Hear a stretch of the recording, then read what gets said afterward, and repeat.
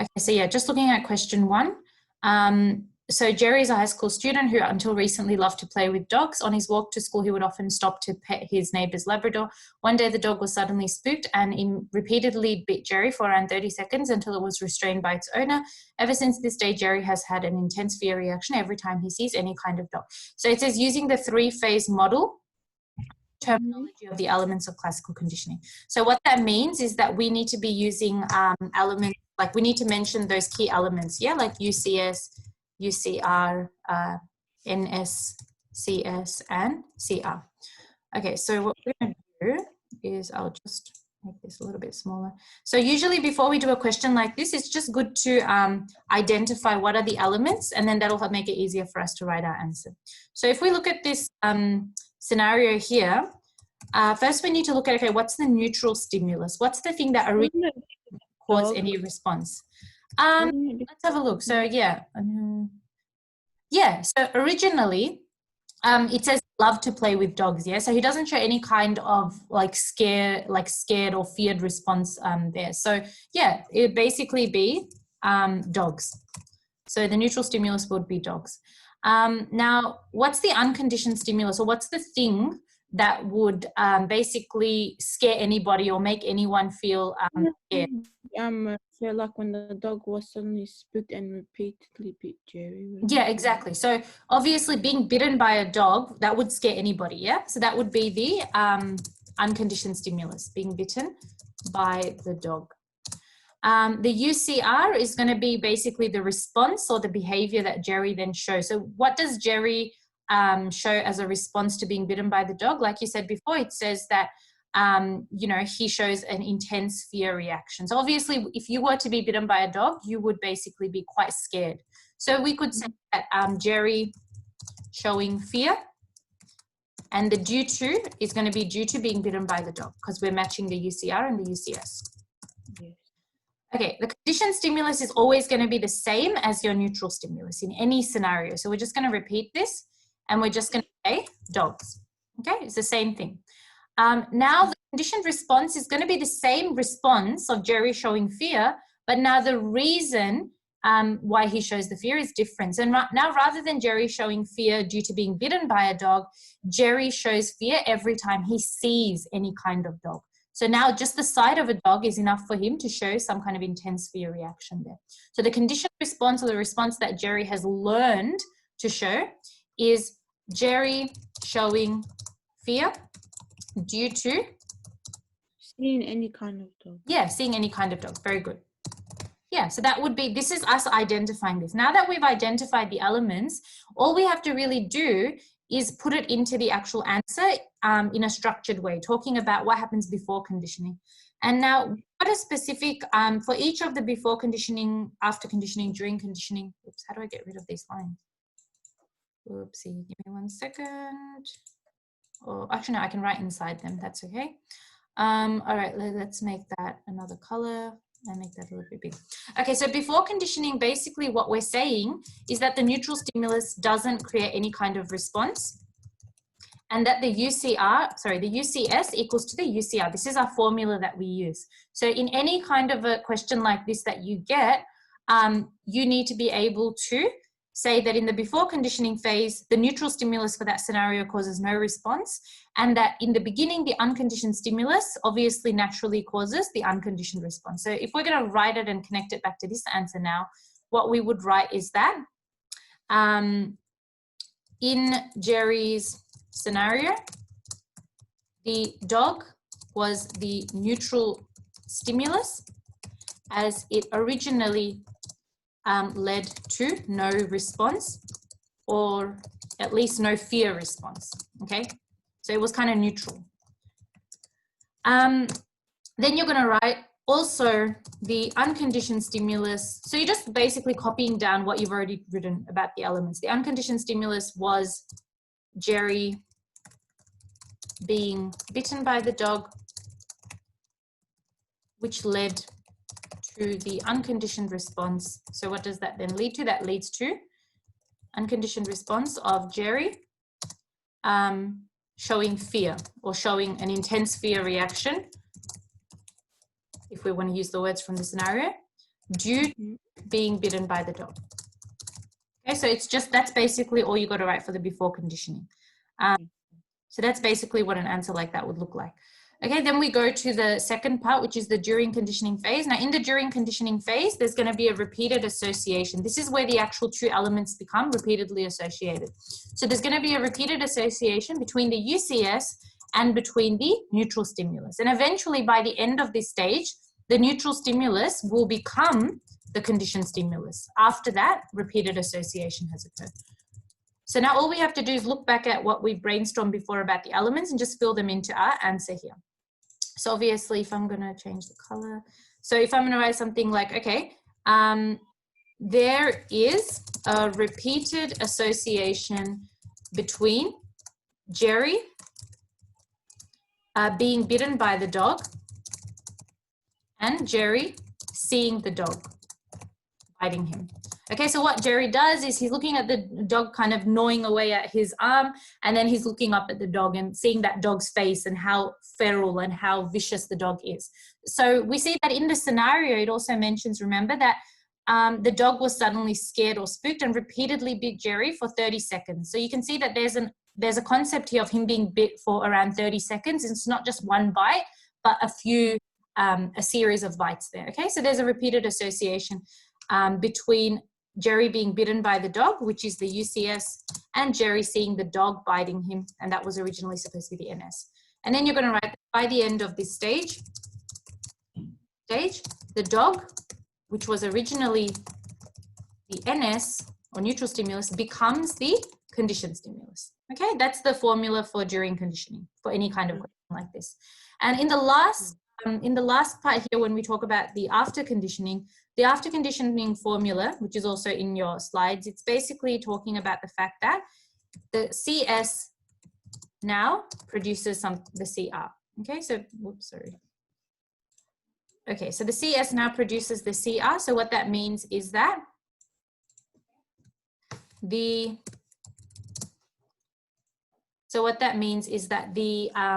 what's it called? The dog produced a clear response. Can you say that?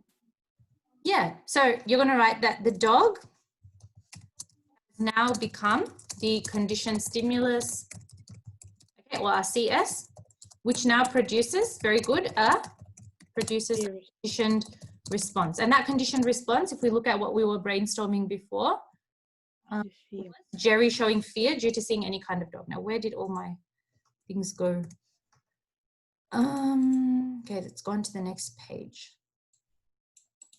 Need to delete this, delete entire row. Okay, that's a bit of space, which now produces a conditioned response of fear due to seeing any kind of dog. Okay, so that's basically our conditioned stimulus equals to conditioned response. That's the formula that we basically use, not just for this scenario, but for any kind of question where they're asking you about, what's it called? About, you know, before, during, after conditioning. Okay, I haven't had a chance to look at the chat box. I will have a look at that. But yeah, that's the question. Does that make sense, Fatima? Yes, thank you, Miss. That's the formula, okay? That's also in your PowerPoint for chapter 5. So that formula is there. But for any question where it says before conditioning, during conditioning, after conditioning, for classical conditioning, you are going to use this scenario, okay? So those are the formulas there. And then we've linked to the scenario in each one. Okay, thank you, Miss. No worries. Okay, let me see what other questions there are. Okay, next question is practice SACS chapter 6 and 7, question 1.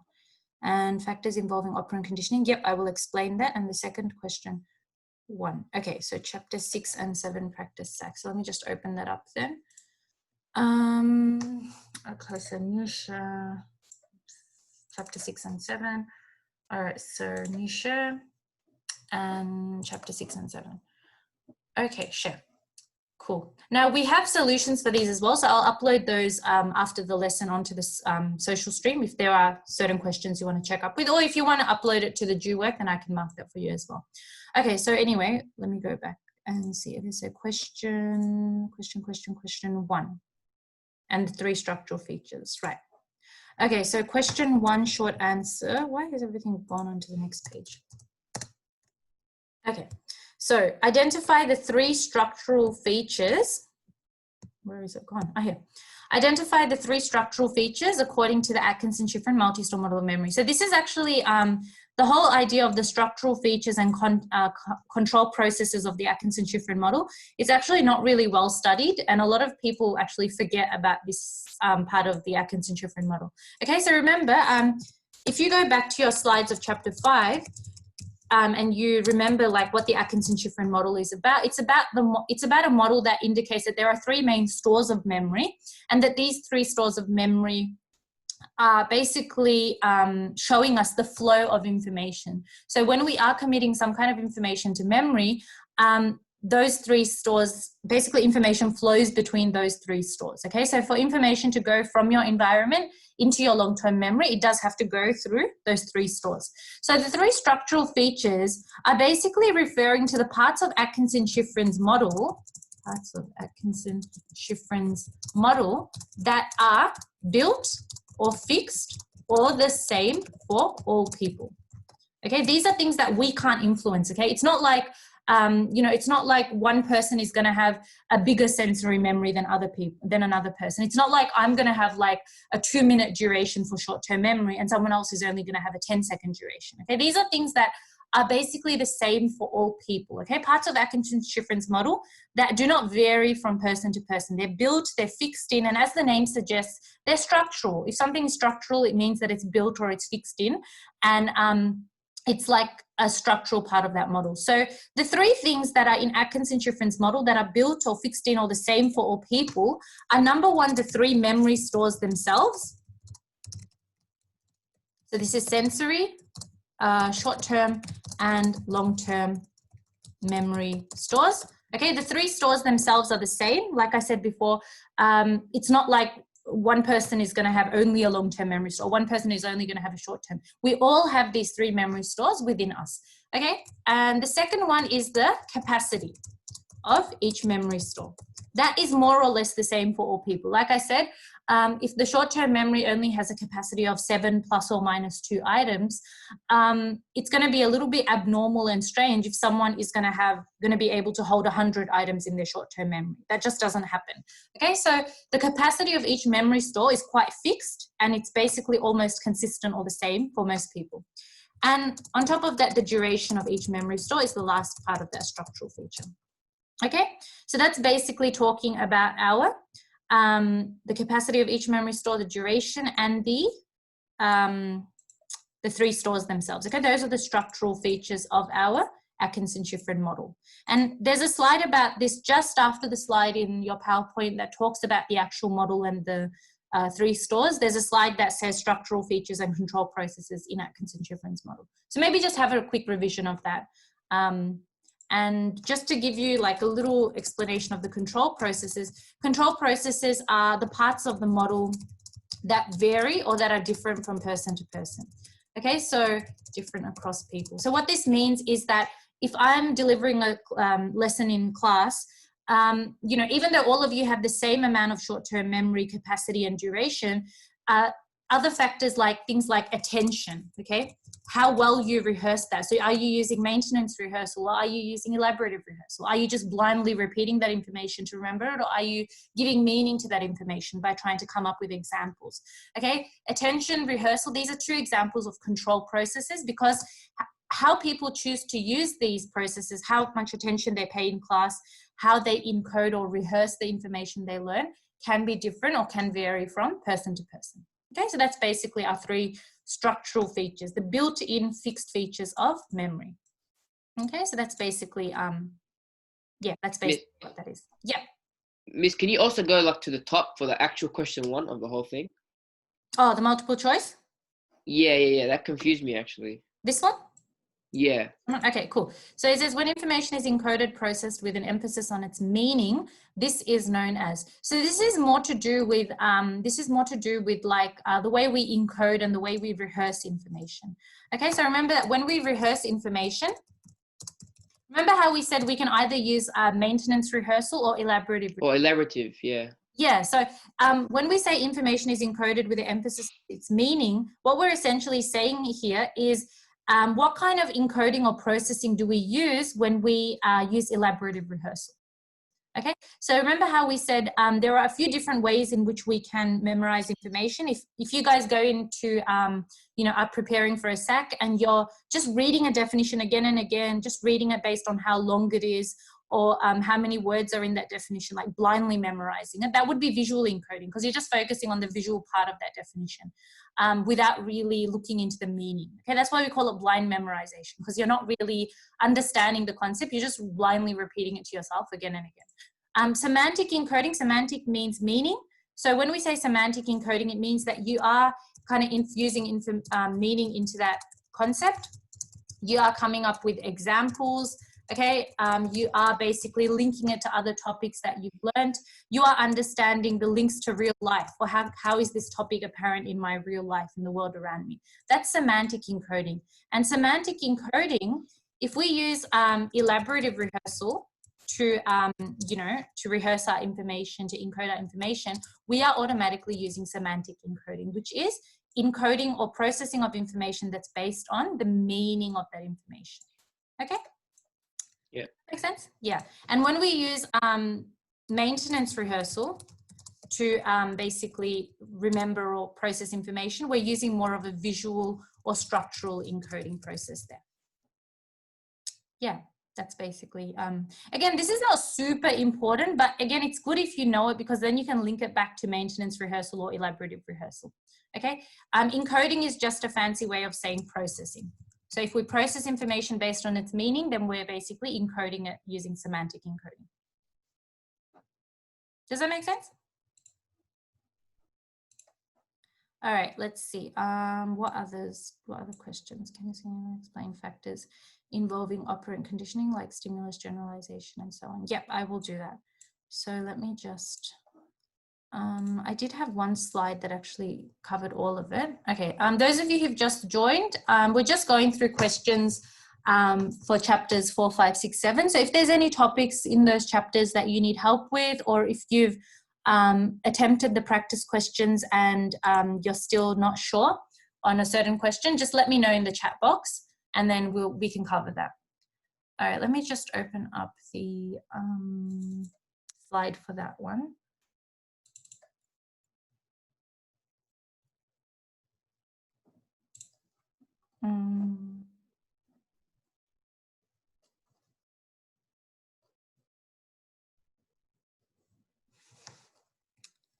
Where is it?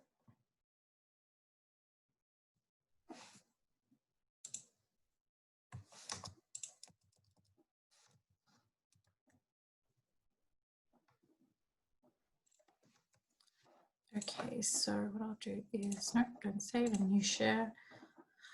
Go back to this one, share. Okay, so yeah, so when we're looking at the processes of classical and operant conditioning, remember that there are 4 main processes, and these are basically talking about, okay, if I am to develop a classically conditioned behavior or operantly conditioned behavior, for example, how can that behavior then be extinguished? How can it then be generalized? How can it then, you know, be discriminated or specified? Okay, so for example, with classical conditioning, you might have a fear or you might be really scared of pit bulls because you were bitten by a pit bull, but that doesn't mean you suddenly become scared of other breeds of dogs like poodles or chihuahuas or border collies.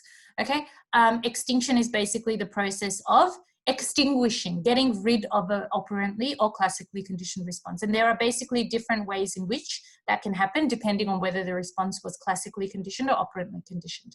Okay, so if we're going to look at basically how this all works, you just need to know what is the process.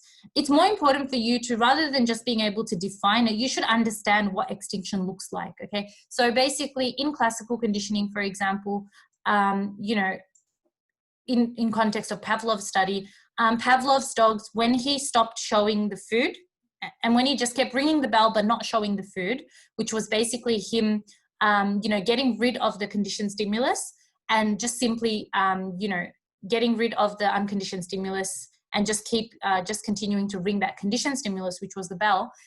When he did this over a number of trials, the dogs started to actually undo that association that they'd made in their brain. That, oh, every time Pavlov rings the bell, we get the food. But now Pavlov's been ringing that bell forever and we never really see the food. So when you remove the food, which is the unconditioned stimulus, eventually what happens is that the classically conditioned behavior will start to become extinguished. Okay, so extinction is basically the gradual decrease in the strength or the rate of a conditioned response, which in Pavlov's case was salivation due to the bell, that occurs when the unconditioned stimulus or food is no longer presented. So that's basically what extinction really looks like. It's removing the unconditioned stimulus.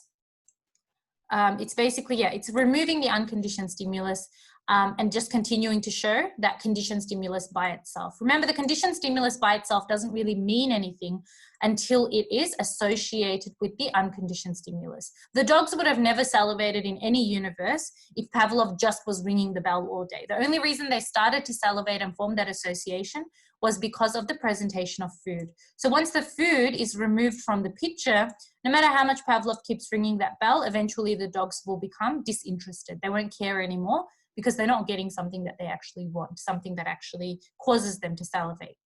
Okay, so the association essentially gets undone. So how is extinction seen in operant conditioning? Well, in operant conditioning, we see a gradual decrease in the strength of a conditioned behavior because of the absence of reinforcement. Okay. Also, you can see extinction of a response if the reinforcement or punishment has become ineffective. So I'll give you two examples for this. So the first one, the absence of reinforcement. So if a child is sitting, if a child has learned to sit quietly at the dinner table, not give their parents trouble, and they usually get given ice cream, but for 1 week, maybe the parents, you know, the ice cream has run out, the parents can't go out because of the whole quarantine thing. And the kid doesn't get the ice cream for 1 week. The kid will eventually undo this association and they'll think to themselves in their brain that, you know what, I'm sitting quietly at the dinner table every day, but my parents are not giving me ice cream. So that means that, you know, probably there's no point of me being quiet and polite anymore because I'm not getting that reinforcement. There's an absence of the reinforcement. So they might start to slip into their bad behavior at the dinner table. Okay, that's the first example. The second example is that the reinforcement or punishment could have become ineffective. So probably the best way of doing this, best way of explaining this would be that, you know, like when you're in primary school and you know, what's it called? You might, the child might be misbehaving in class and then, you know, you put a note in their diary to the parent, and that becomes like a big thing, like, oh my God, my parents are getting a note in the diary. It's like, you know, it's such a big thing. Whereas if we tried to do that at year 12 level, like putting a note in the diary would probably be an ineffective punishment as compared to actually directly calling your parents up or directly reporting that to your year level coordinator. Okay, so obviously depending on what kind of a person you're dealing with, you have to think about your punishments and your reinforcements that you're giving. Okay, for a VCE student, getting 2 marks extra on a SAC for doing something is a lot more valuable than it is to someone in grade 4 or grade 5 who doesn't even do SACs. Okay, so you have to always look at the person you're dealing with and give the reinforcement or punishment accordingly. Otherwise, it's not going to be effective and the response is likely to be extinguished or to go through extinction. Alrighty. So then the next thing is spontaneous recovery. Spontaneous recovery is when you think that the response has been eliminated, but then suddenly, or extinguished, but then suddenly it just reappears one fine day out of nowhere. Now, the reappearance of this conditioned response doesn't mean that the conditioned response has fully returned. What it means is that it's just come for a short period of time. Okay, so it's not actually permanently returned. It's just come up for a short period of time and it will probably be lost within a few days or within a few minutes again. Okay, so it's not permanent. It's just a temporary recovery. Cannot write with this. A temporary recovery of the conditioned response, the reappearance. Okay, it's not a permanently going to stay. It's just a reappearance or a temporary recovery. So obviously, if we were going to link this back to classical conditioning and Pavlov's study, Pavlov's dogs might not have salivated upon hearing the bell for like about 3 months. And then suddenly one fine day, Pavlov rings the bell and then they start salivating again. And you're like, where did that come from? Okay, that's spontaneous recovery. It's a spontaneous or sudden reaccessing or recovery of that original conditioned response. But like we said, it is going to be a temporary response. So compared to the original CR, which is quite strong, which is quite permanent, the spontaneous recovery response that we have is a lot more short-lived. Like I said, it's temporary and it's a lot weaker. So it will usually fade out or disappear within a few days or within a few hours.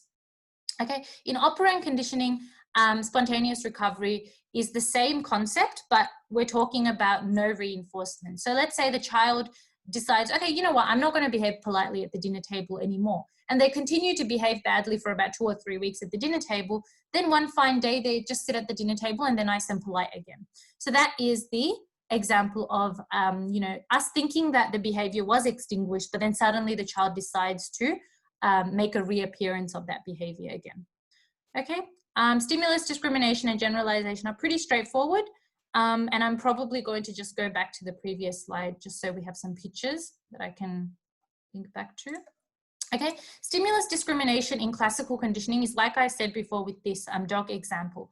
Okay, if you were bitten by a pit bull when you were a small child, and you have learned, and you were really scared when you were getting bit by the pit bull, and the pit bull, it happened to you maybe a few times within the span of like 2 or 3 months or whatever, then you are going to show quite a profound fear reaction every time you see a pit bull. But let's say that that doesn't mean that you're necessarily now scared of all dogs, okay? You're only scared of pit bulls, but you're not scared of all dogs. For example, the family pet, which is a border collie, or the family pet, which is a poodle, those kinds of like dogs. You're not really scared of them. You're just only scared of pit bulls. And so because you're only scared of pit bulls, and you're not really as scared of other dogs, you're actually discriminating. So what you're doing is you're specifying the specific, conditioned stimulus, or phobic stimulus in this case, that you are going to choose to show your fear towards. So for the pit bull, you show fear, but for the border collie, you show no fear. Okay, that's discrimination. How would stimulus generalization then apply to the same scenario here? Well, that means that if a pit bull has bitten me when I'm young, I am going to show both a fear of pit bulls as well as any kind of dog. So that scenario we just did with Jerry, where Jerry starts to show fear towards any kind of dog, that's an example of stimulus generalization, where your fear is not just specified to the specific dog that bit you, but starts to generalize or apply to all other dogs as well. Okay, so that's the example of stimulus generalization and stimulus discrimination for classical conditioning. And remember, when we do phobia in chapter 13, we're going to come back to this idea of classical conditioning and what role it plays in phobias. So now looking at operant conditioning, and we're looking at these two pictures here now. So operant conditioning, how stimulus generalization and discrimination work, is that if I'm a small child and I'm playing around the kitchen, and then my mum says, you know what, don't go near the stove's really hot, you might burn yourself. And still, despite all instruction, I go near the stove, I touch the hot pan and I burn my finger and it really hurts. What might happen from there is that this is the original conditioned stimulus that I have learned to fear, okay? Because I originally burnt my hand on the stove or on the hot pan. So this is the original stimulus. If I'm going to show stimulus generalization for this, what's going to happen is that I might basically start to show fear, or I might basically start to, avoid other similar stimuli as well. Okay, so that's basically another example there for you. Now, if we're going to look at operant conditioning, sorry, I think I called this operant conditioning, but this should have been, both of these examples are classical conditioning. Okay, CC. Okay, now this one is OC. So these are our operant conditioning examples now. So if I'm going to show stimulus generalization in the context of operant conditioning, well, we're using the same example as before. If this child is polite at the dinner table at home, stimulus generalization might mean, so that's the antecedent 1, okay, and this is antecedent 2. So if this child shows a desired behavior in a specific situation or antecedent, which is the home dinner table at home, when they go out to a restaurant, they might also show the same behavior, because what they're doing is they're generalizing. They're like, okay, my table at home, I'm going to be polite. The table outside at the restaurant, I'm also going to be polite. So they're actually generalizing that desired behavior to a similar antecedent or situation as the original home dinner table. Okay, so that's basically the generalization. Now, if we're going to look at stimulus discrimination for an operantly conditioned response, what that means is that the child then decides to only be polite at the home dinner table, and they've specified their antecedent here. They've specified the situation for which they will show the desired behavior. Okay, oops, not right, specified.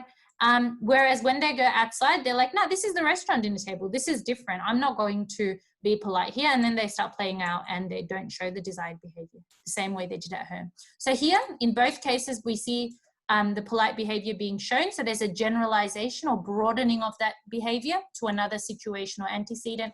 Here it's specific, so we're discriminating. We're isolating that desired behavior to only the dinner table at home, but not to the dinner table when you go outside to a restaurant or to another person's house. Okay, so that's basically just an explanation of our processes of classical conditioning. Does that make sense? Hopefully it does. But yeah, if you want me to explain anything again, I can explain that later on as well. All right, what other questions do we have now? Let me just go back to the chat box. Question chapter 4 and 5, question 3. Okay, sure. So let me just exit out of this screen, close that, close this, and chapter 4 and 5. I think I already had that one open. Yes, I did. Okay, new share, chapter 4 and 5. Yes. Okay, so that was question number 3. Okay, question number 3. Okay, so I think that's this question here. Whoops, where'd it go? Oh, there it is. Okay, so it says Watson and Rayner classically conditioned 11-month-old little Albert to produce an emotional response to a white rat by pairing a loud noise with the presentation of a white rat. Now, during conditioning, Albert's response to the white rat was to startle, so to become a little bit scared, and to breathe heavily. After conditioning, he trembled and cried in fear every time he saw a white rat. He also generalized this emotional response, so we can see some stimulus generalization there, to other white furry objects, including a rabbit and a dog. Albert left the experiment still demonstrating an emotional response to white furry objects. And part A of the question is identify and describe the role of the neurohormone and brain region that are primarily involved in the consolidation of little Albert's conditioned emotional response. Okay, so that's basically looking at you know, what is the neurohormone involved and what region of the brain do you think is involved in that you know, consolidation of little Albert's conditioned emotional response. So basically what we're looking at here is we are going to first talk about the neurohormone, and the only neurohormone that we've actually looked at is the neurohormone for you know, adrenaline. Okay, adrenaline being a neurohormone that's involved in the consolidation of emotionally arousing experiences. That's towards the end of chapter 4. So basically when we're looking at this question here, we would write adrenaline. So I'll just write that down. Have I got the right document open? Hold on. 4 and 5. Just wait, I think I've accidentally misread the question here. No, it is chapter 4 and 5, my bad. Okay, so yeah, the neurohormone that's going to be involved is adrenaline. Okay, so remember we said adrenaline is the only hormone that is to do with the consolidation of emotionally arousing experiences. And we learned this in chapter 4. So all you're going to do here is you're just going to write down, it's a 4-mark question, so we can't just write adrenaline. We do have to write down what adrenaline does. So we're going to write down the adrenaline. Wait, hold on, let me see if I can write with this thing. Okay, so we're going to write down basically that adrenaline consolidates emotionally arousing. So in this case, the emotion involved was fear. So emotionally arousing experiences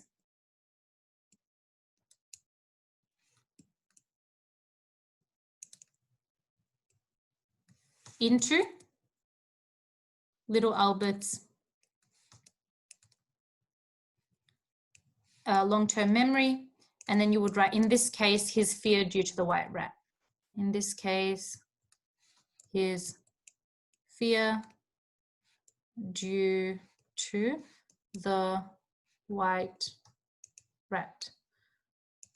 Oh my God, it looks like I had a seizure all over the page. Okay, so that's basically part A. the next part is part B, so the brain region involved. So thinking about the brain region involved, now you have to be careful with this question, because as soon as people read the word fear, they are automatically going to think that the amygdala is going to be the main part of the answer here. The amygdala is going to have a role in your answer, but remember the question is asking you what is primarily involved in the consolidation of little Albert's emotional response. So regardless of which way you look at it, consolidation is only done by one structure in our brain, and that is our hippocampus. I'm not going to bother writing that down. I'm just going to write it in here.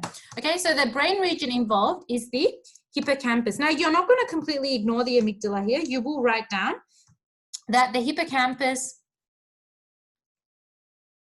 receives a signal from little Albert's amygdala. So if you remember that last slide in chapter 4, which was about the consolidation of emotionally arousing experiences, there was a little flowchart diagram there towards the bottom of the slide. And in that flowchart diagram, it's the amygdala that actually sends the signal to the hippocampus that this is an important memory, that it's emotionally charged, and that it should be remembered. So we're going to write the hippocampus receives a signal from the amygdala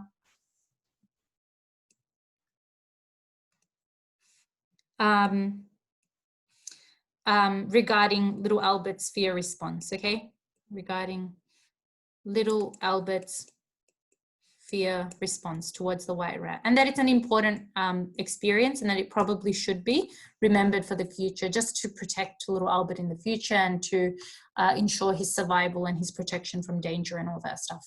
Okay, so that's basically the main kind of answer you're going to write there. So if you only named the adrenaline and hippocampus here without giving the extra explanation, you would get probably 2 out of 4 marks for that. So you'd still get something for at least naming it. So again, one of the reasons why you should never leave it completely blank. You should always write something there, because you might just get marks for it if you have named it correctly. All right, so that's basically that question. Let me see, what other questions do we have? Okay, no more questions.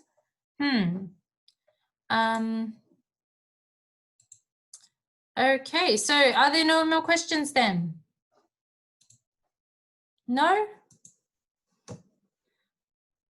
We are all good?